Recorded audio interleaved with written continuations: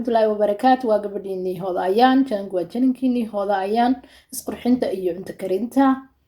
Maanta maxay idin wadaa gabadhiinii Hooda Ayaan? Waxay idin wadaa alaab haddii ay timuhu kaa jajabi jireen, haddii ay kaa gurmi jireen, haddii agool kaa galay, haddii cirab kaa gashay, haddii jajab ay kaa galeen, haddii ay timuhu kuu bixi waayeen, oy dhaafi waayeen dhigta korkeeda, timaha intay kuu bixiso ayay kuu gaarsiinaysaa dhabarka. Ku soo dhawow, ha u daymo la'aanin. Maanta waxaa lagu wadaa wixii timahaaga ka dhigi lahaa hilaac dahabi bay ku noqonayaan, timaha madowgoogay kusoo noqonayaan.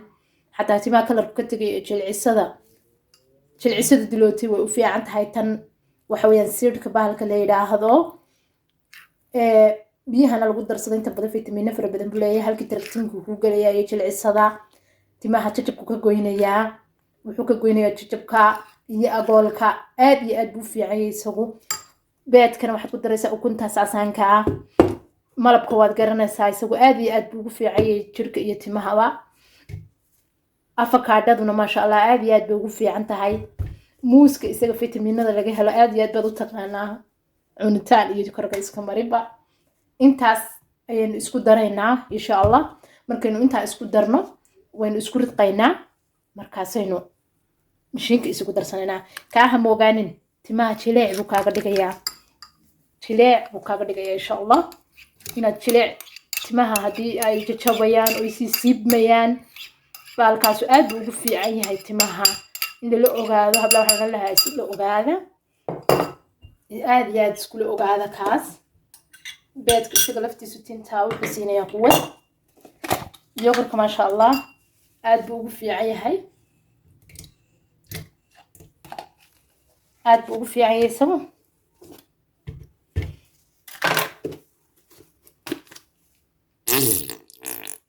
malabka waad ku badsan kartaa, waad ku yaraysan kartaa, si allaalihiisa aad doontid baad uga dhigan kartaa. muuska inta badan iska ilaali, muus aad iyo aad u qaaraca ha ku darsan, muus jilcay oo fitamiinadiisu u dhamaystirmeen. waayo muusku markuu qaaraca yahay fitamiinadiisu umay dhamaystirmin. markuu sidaa korka uga madoobaado timaha wuu fiican yahay.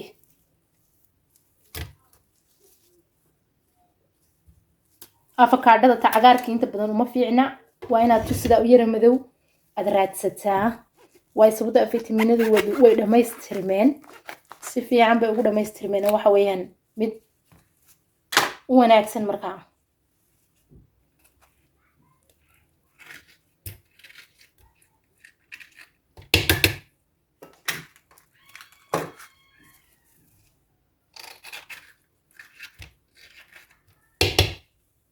waad u jeedaa kolley aniga 2 qof baan u marinayaa. hal qof ma deeqi rabto, 2 qof baan u marinayaa. haddii aad keligaa tahayna waad marsanaysaa. xoogna yaysan kaaga adkaanin, yaysan kaana jilcin. maasha allah waan ridqiyaa hadda. maasha allah tabaarik allah, sidaas ku soo baxay. aad iyo aad buu u wanaagsan yahay. tintii baad marinaysaa, ka daadan maayo. aad iyo aad bahal juusoon cajiib ayuu ku soo baxay.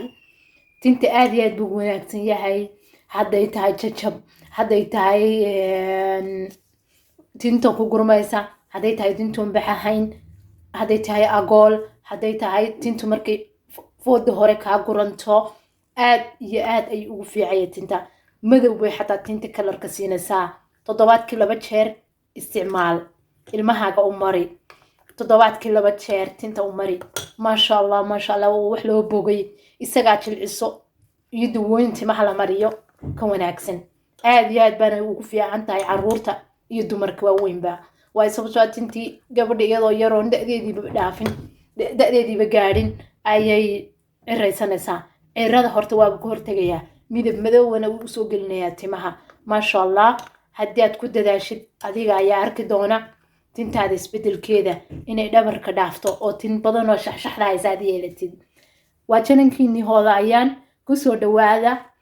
wax wal ood u baahan tihiin oo gurigaaga yaalana waxay kaaga samaynaysaa wax jirkaaga naasiba oo jirkaaga u fiican.